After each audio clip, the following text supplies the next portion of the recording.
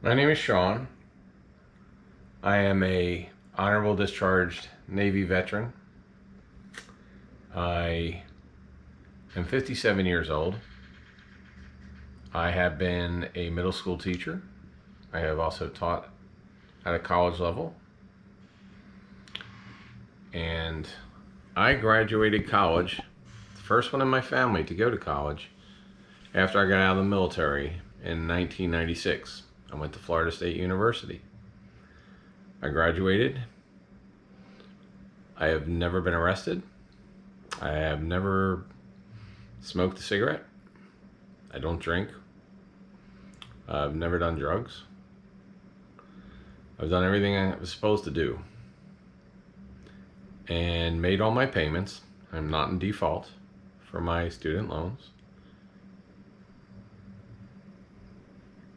And since 1996, my payments were made, and I still owe $108,000 on a $37,000 original payment, original student loan for 4 years. What the hell?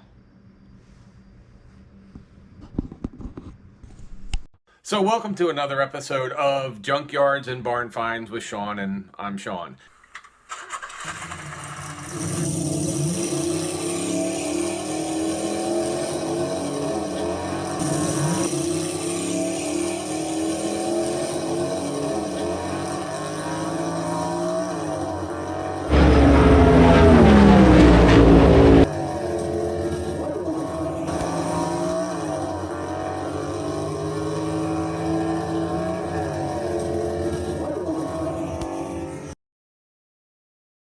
Hey guys, I actually just watched John Oliver talking about the student loan, and let me just tell you, I'm 57 years old.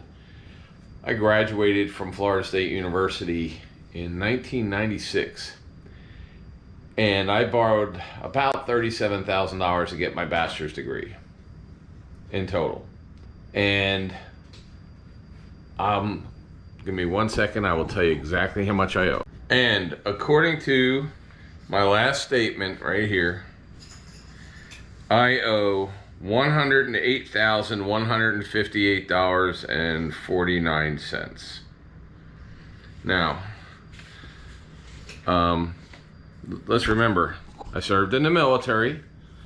I also was a teacher in public school, including teaching the kids that get in trouble all the time, because I was a science teacher there for middle school.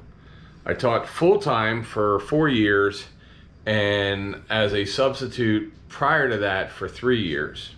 I was in income-driven payback, multiple different ones. I am not in default of my loans. And almost 15 years ago, to get rid of just one of the loans, of the original $37,000, I wrote a check for almost $5,600, which was like $500 for the left of the loan principal, and the rest was all interest. Now, I'm a pretty, I've owned a house, I've owned cars, I've owned businesses, and it doesn't matter, I mean, what you pay every month, because basically about 4% of whatever you pay is towards the principal. And I've had multiple companies over the years that have taken over the loan. It seems like they just sell the loan to each other, and every time they sell it, they just put interest on interest on interest. Because at one time I was down to about 30 grand, and then all of a sudden it went to like 65, then 78, and like I said, now it's at 108, and I'm 57, and I doubt that'll ever get repaid. Be honest with you, it's one of the reasons I never got married. It's also one of the reasons why I never had kids, because I always thought I'd wait till, I'd pay that down, which when I graduated school, they told me it would be about 12 years, which obviously didn't happen. But it's basically too late for me, and the rest of my life I'll be single, and I got rid of my homes and stuff so that when I die, nobody will be burned with the loan. All right, guys, so guess what? This is not me just ranting. You know, you get a lot of people saying, hey, I don't want to pay back the money. But here's the deal. I'm old enough to remember farm subsidies for farmers. In fact, I served in the military with a guy who was in the Navy getting paid not to farm his family's corn farm. So they were getting paid by the government back in the 80s not to farm. And he didn't have to be at the farm, so he joined the Navy and was getting a check every month from the U.S. government not to use his farm and getting paid to be in the military. So we've done that. During the housing bubble in 2006, a lot of people lost their homes. But guess who didn't? Jamie Dimon and all the people that are up in Wall Street, they didn't lose anything. They still kept not only their bonuses, but they made millions on the money that the government gave them and then forgave them. Billions. And I'll bet you if you added up all the money that was forgiven just to Wall Street, that could have paid off every student loan that's been given since. So it's not like we never ever, our government does give money. We give money to Ukraine. We're giving money to Israel. We give money to Colombia. We're giving money to Mexico. We give money to Canada. We give money to every country in the world. That's our tax money. It's my tax money, your tax money, everybody else. We give small business a way out by bankruptcy if it goes bad. Now it goes on their credit, but you can't do bankruptcy on a student loan. They remove that. So when people go, well, how come if you can't pay your student loan? Tough. If it was like a business, you'd be able to do bankruptcy.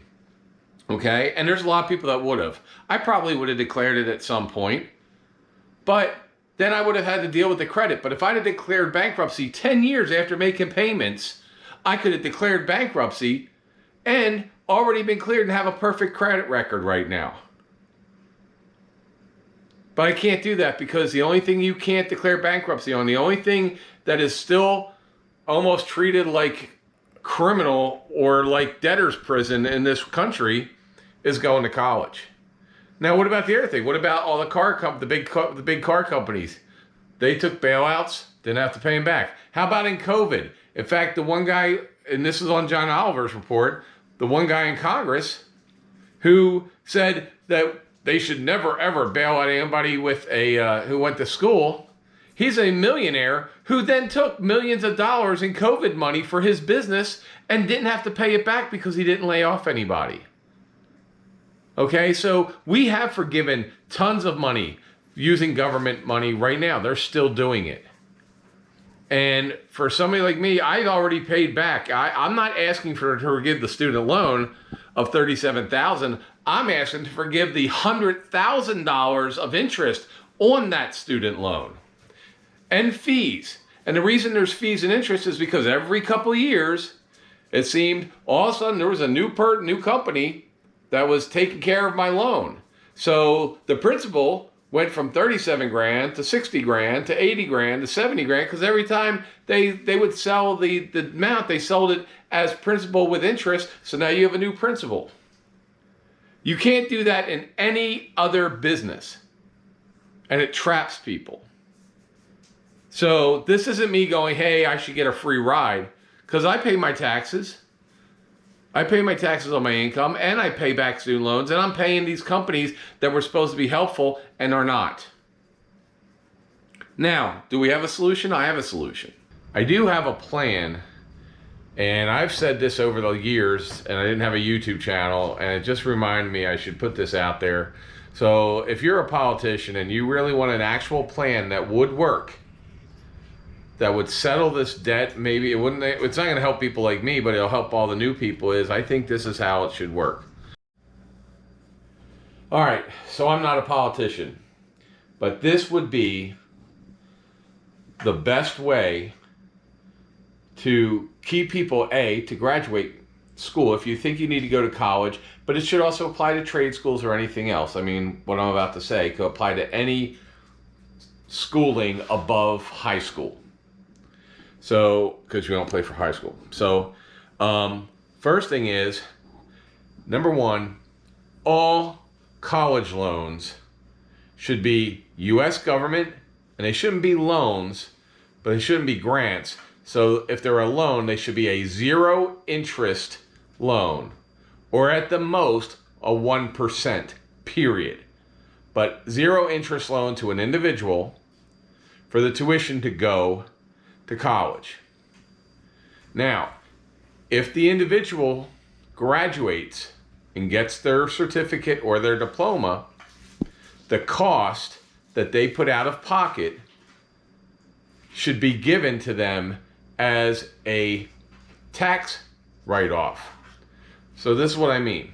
And it would take a little bit from the IRS to write this, or one of you people way smarter than me.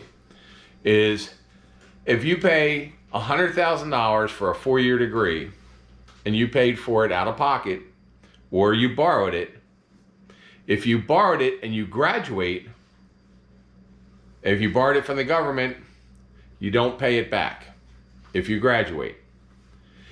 Also, if you graduate but you paid it out of your pocket, then the first $100,000, if it cost you $100,000 to go to college, then the first $100,000 in income you get to not have to pay taxes on.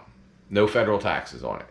No state taxes. It is a tax-free first $100,000. Whatever your tuition was, if your tuition was $40,000, say it was a $10,000 a year college, at the end $40,000, you got your bachelor's degree, then for your first $40,000 that you make after you graduate, you pay no taxes on. It's tax-free. So that's an incentive to graduate. And it doesn't matter. Say you become a doctor your first year out, and you make 40 grand in 3 months. Well, that first 40 grand of the 3 months is not taxable, but the rest of the money after that is. But say you come out and you can't get a job because you have it in the custodial arts and you can't get a job. And that's a joke if you know the Breakfast Club, the custodial arts. But if you get one, you get a 4-year degree in underwater basket weaving and you can't get that only underwater basket weaving job for 10 years, and it takes you 10 years to make the 40 grand, then you don't pay income tax for 10 years until it adds up to 40 grand. So that, number one, gives a great incentive for people not to go to college for 14 years or whatever it is until they graduate. The second thing is, if the government, the federal government, pays your tuition, then what happens is the colleges have to get paid directly from the government for you. The same, and here's how that would work. Because I taught in public schools.